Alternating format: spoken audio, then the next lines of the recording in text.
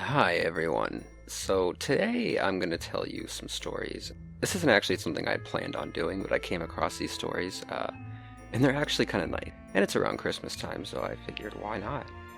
So these are some spooky stories that are also kind of heartwarming. So this first one is called "The Bright Light and the Calm Watchdog." I had an unusual visitor on Christmas Day, 2008. And I'm pretty sure it wasn't Santa Claus passing by my house in Bloomington, Indiana. I served an early Christmas dinner for family and friends, and everybody departed by 5, except my sister and brother-in-law who live with me. They were sleeping in a bedroom at the end of the hall with the door open. I went into my bedroom with my dog, Toby, and shut the door securely. I was just dozing off when I heard the latch on my bedroom door open. I waited several seconds for my sister or brother-in-law to ask me whatever they came to say, but there was no other sound. It was about 7 p.m., so my bedroom was pitch black. I had left lights on in the kitchen and bathroom, and there were lots of Christmas lights in the living room, so the hallway would have been well lit. I would be able to see whoever was at the door just by lifting my head. I pushed the blankets down and lifted my head from the pillow, but just as I would have been able to see who was at the doorway, an extremely bright light hit me right in the eyes.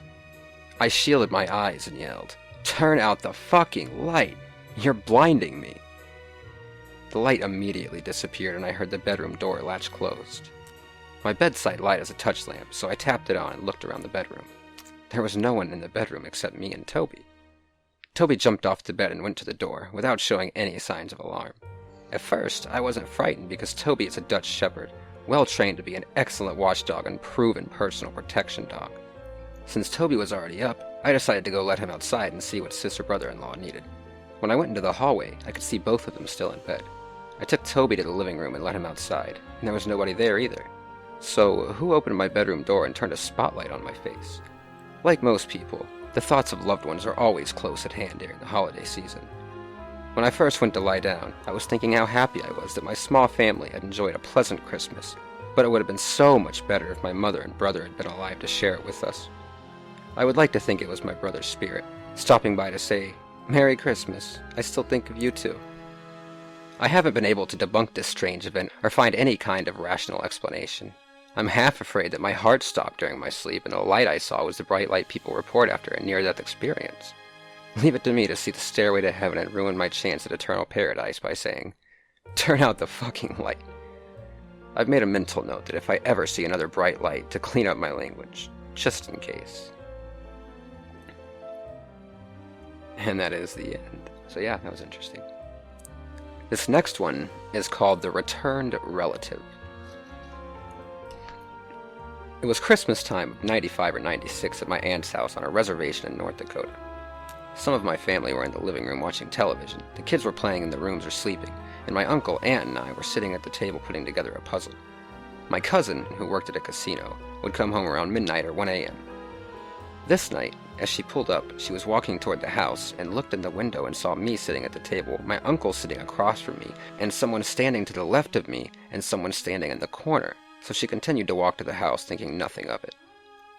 As we were sitting there talking, she looked at me and asked who was standing next to me a few minutes ago and who was in the corner. I told her no one, and she said, "Yeah, there was someone standing next to you. It looked like your mom, and she was playing with your hair." I have long hair, which I used to wear down all the time. She said this person was running her hand on my hair, like a mother does to a child. It kind of freaked me out, being I was probably only 12 or 13 at the time.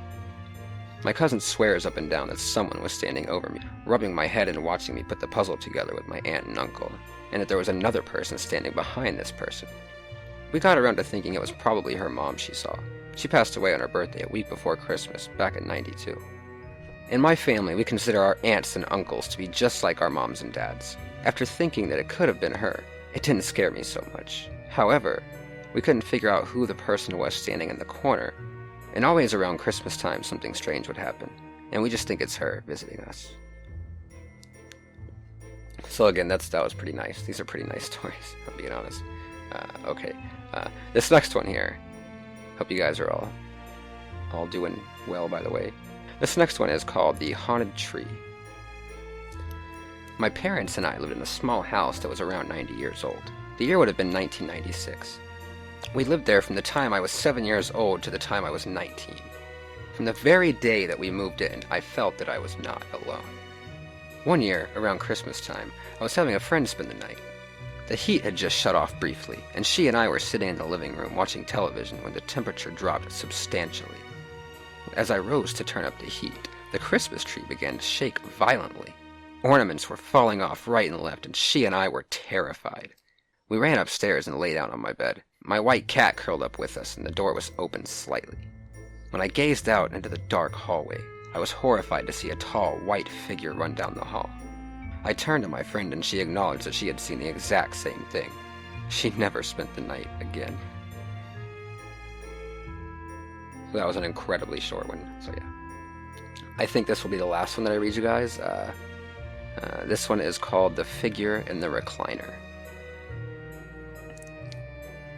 My mother, to whom I was very close, passed away in 1964 when I was 17 years old. I left home that year and moved to Ontario from Nova Scotia. In 1969, I met a girl whom I will call Karen, and we got married in March of 1970. In December of 1971, we were expecting our first child. We were living in a small 1.5 bedroom bungalow. There was a fireplace in the living room. My wife and I loved the fireplace, and we had it lit every night. It was Christmas Eve, 1971, and we had just finished putting the gifts under the tree, and a nice fire gave off a beautiful glow. On the tree, one string of lights, which was supposed to flash, had stopped several days before. It was 5 minutes to midnight when the fireplace suddenly just about went out, and the string of lights started to flash, and the other lights stopped flashing. My wife and I were sitting on the floor, and it had become very chilly in the room. I looked over to my lazy boy chair, and a figure was sitting there. My mother, with a big, beautiful smile on her face. My wife, who had never seen my mother, said she could see the same thing.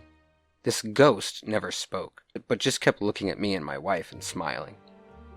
At 12 midnight, the fire in the fireplace started up again, and the lights on the tree stopped flashing, and the others started flashing again. I looked over in the chair, and the ghost was gone. No matter what I did to those Christmas lights, they never flashed again. And that is the end of that. Again, these are actually these were kind of nice. Anyway, I hope you guys like this. I'm kind of losing my voice right now. I have been for the last couple days. It's oh my god, the amount of editing I'm gonna have to do for this video. But anyway, yeah, I hope you guys enjoyed, and if you did enjoy, give me a like, and let me know what you think in the comments below. I very much value your opinions and your criticism. And yeah, thank you guys so much for being here. I really appreciate you, and I will see all of you next time.